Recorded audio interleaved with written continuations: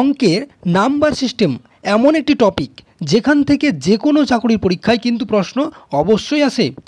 তাই আজকে আমাদের পুরো ক্লাসটি রয়েছে নাম্বার সিস্টেম থেকে।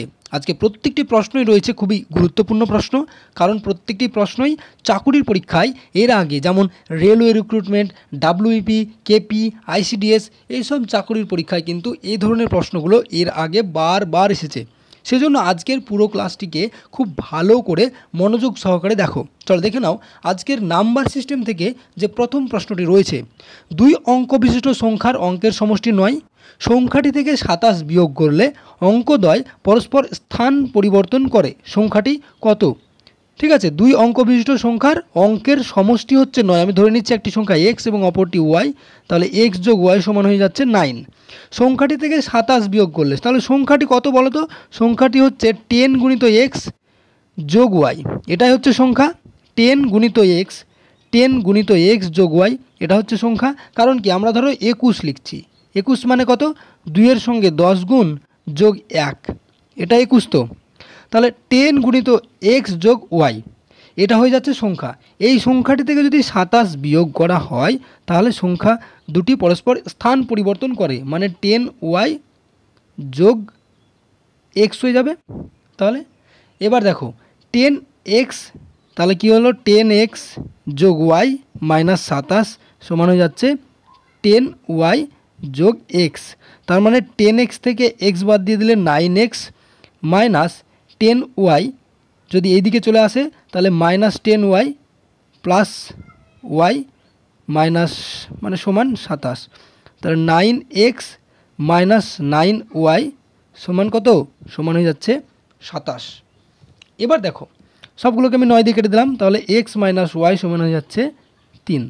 x প্লাস y সমান 9 আর x মাইনাস y সমান 3, তাহলে x প্লাস y সমান 9। তাহলে দেখো এখানে মাইনাস এক্স প্লাস এক্স কেটে গেল, তাহলে 2x সমান হয়ে যাচ্ছে কত? 9, 10, 11, 12, তাই না? তার মানে x সমান হয়ে যাচ্ছে 6। x সমান যদি 6 হয় তাহলে x এর মান যদি 6 হয়ে যায় তাহলে এটা কত হবে? y এর মান কত হবে? y এর মান হবে 6 যোগ 3 সমান 9, তার মানে y এর মান হয়ে যাবে 3, তাই না? 9 থেকে 6 বাদ দিলে 3 পাওয়া যায়, তাহলে হয়ে যাবে সংখ্যাটি হয়ে যাবে 63। অপশন বি হয়ে যাবে সঠিক উত্তর। বোঝা গেল?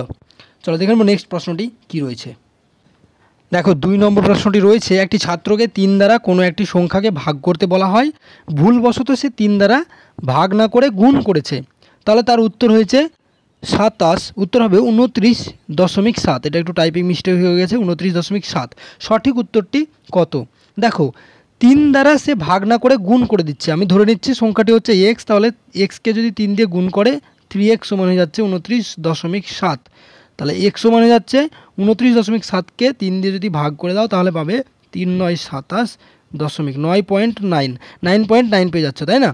x সমান হচ্ছে 9.9, কিন্তু এটা কিন্তু উত্তর নয়। কেন? এটা হচ্ছে সেই সংখ্যাটি, একে আবার 3 দ্বারা ভাগ করতে বলা হয়েছিল। তো 3 দ্বারা ভাগ করলে পাবে, আবার যদি একে 3 দ্বারা ভাগ করে তাহলে পেয়ে যাবে 3.3। 3.3 কোথায় রয়েছে? অপশন এ রয়েছে। দেখো অপশন এ রয়েছে 3.3, হয়ে যাচ্ছে সঠিক উত্তর।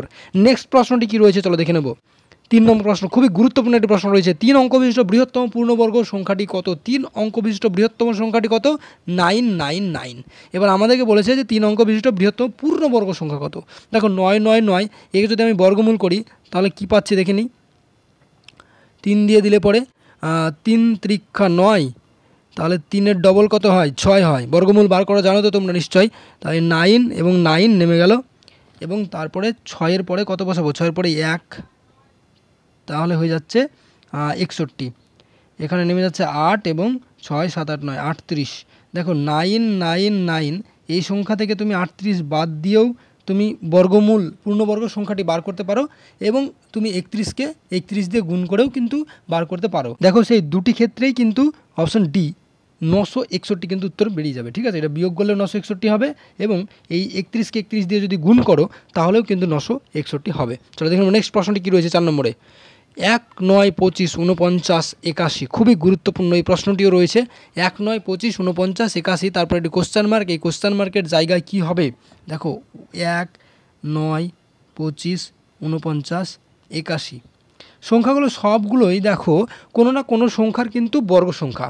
দেখো 1-এর বর্গ 1, ঠিক আছে, 3 বর্গ 9, 5 বর্গ 25, 7 বর্গ 49, 9 বর্গ 81।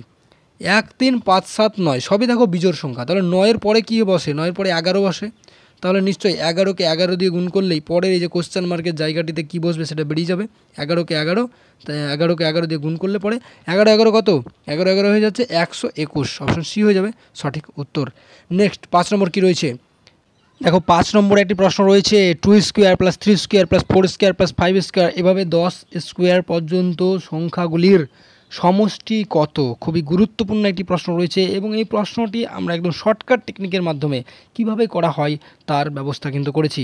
দেখো এইভাবে যদি তুমি স্কোয়ার বার করে করতে যাও, 2 স্কোয়ার 4 যোগ 3 স্কোয়ার 9, এইভাবে করতে গেলে তোমার সারাদিন কিন্তু লেগে যাবে, তাও অঙ্কের শেষ হবে না।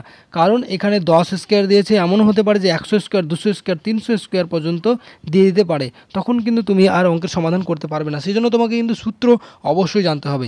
এক্ষেত্রে আমি বলবো যে 1 থেকে যতদূর পর্যন্ত সংখ্যার বর্গের সমষ্টি দেবে সেক্ষেত্রে একটি সহজ নিয়ম রয়েছে। কি রয়েছে? n into n plus 1 into 2n plus 1 by 6। n into n plus 1 into 2n plus 1 by 6। n মানে কত?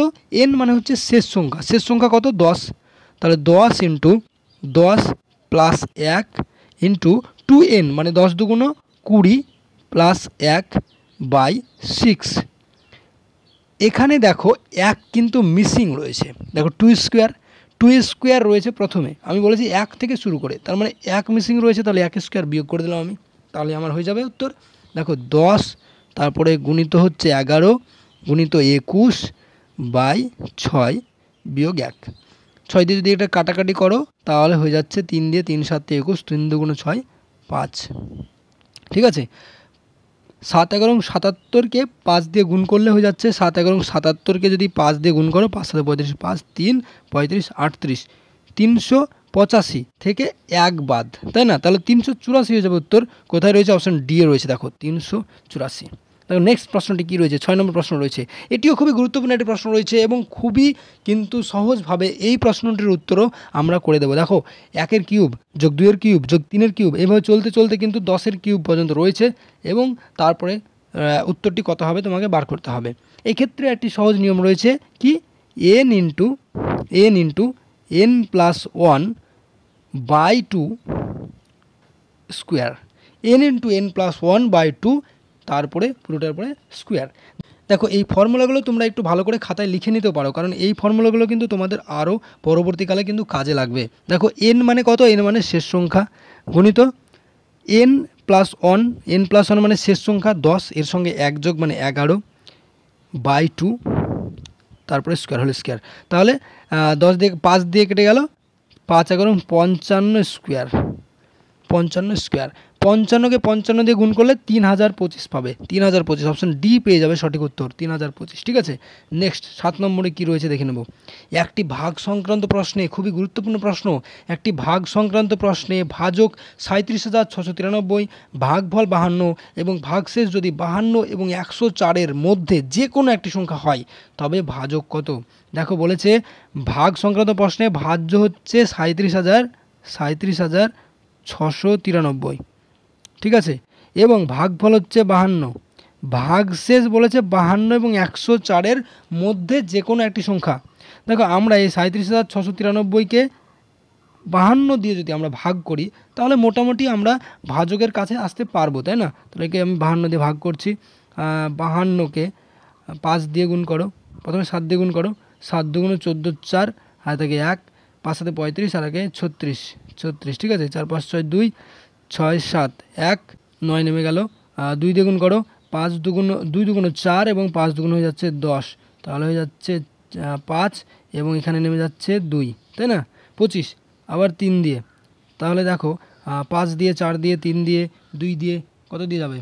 5 দিয়ে দিলে বেশি হয়ে যাচ্ছে, 4 দিয়ে দিলে দেখো কি হচ্ছে, 4 দিয়ে দিলে 4 দুগুণ 8 এবং 4 5 20, তাহলে 8 9 10 11 12 13 45 হয়ে যাচ্ছে, তাই না? 45, কিন্তু আমাদেরকে বলেছে যে ভাগশেষ 52 এবং 104-এর মধ্যে থাকতে হবে, তাহলে 224 তো হবেই না, 224 হলে পরে এখানে 45 হয়ে যাচ্ছে, তাহলে 223 হবে।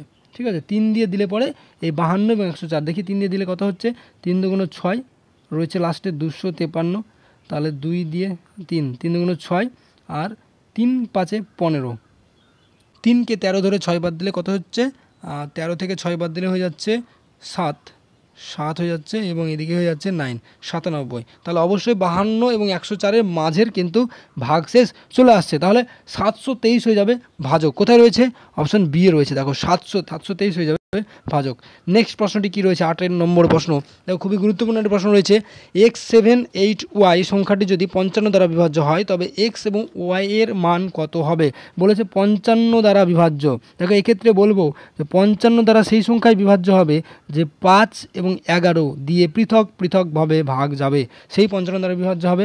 মানে x78y, এই যে y রয়েছে এই y অবশ্যই 5 হবেই, কারণ 5 দিয়ে যাকে ভাগ করা যায় তার শেষে কিন্তু 5 থাকতেই হবে, 5 বা 0 থাকতেই হবে, তাই না? তাহলে 5 অবশ্যই হবে।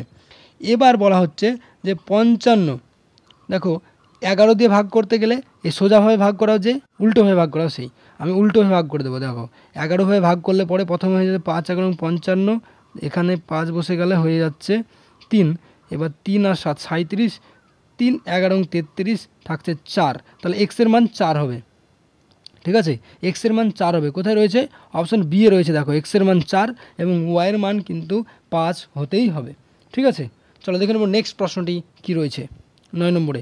পরের প্রশ্নটি রয়েছে 50-এর কম মৌলিক সংখ্যার সংখ্যা কত। দেখো 50-এর কম মৌলিক সংখ্যা কি কি রয়েছে, 50-এর কমে মৌলিক সংখ্যা 2 3 5 7, এগুলো কিন্তু সব মৌলিক সংখ্যা রয়েছে, তাই না? এরকম মৌলিক সংখ্যা কটি রয়েছে, এরকম মৌলিক সংখ্যা রয়েছে 15টি। 50-এর কম মৌলিক সংখ্যা রয়েছে 15টি, এটি তোমাদেরকে মাথায় কিন্তু একটু রাখতে হবে।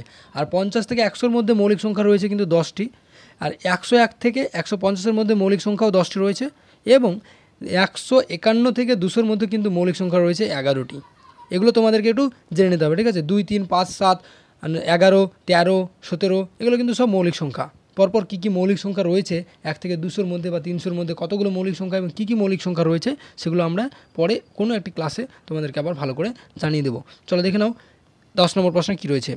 এ বি সি ডি এবং ই এই 5টি ক্রমিক যুগ্ম সংখ্যার গড় 52, বি এবং ই এর গুণফল কত। খুবই গুরুত্বপূর্ণ একটি প্রশ্ন রয়েছে। দেখো এ বি সি ডি এবং ই এই 5টি ক্রমিক যুগ্ম সংখ্যার গড় বলেছে 52, এ বি সি ডি এবং ই গড় কত, গড় হচ্ছে 52, তার মানে মাঝের সংখ্যাটি 52।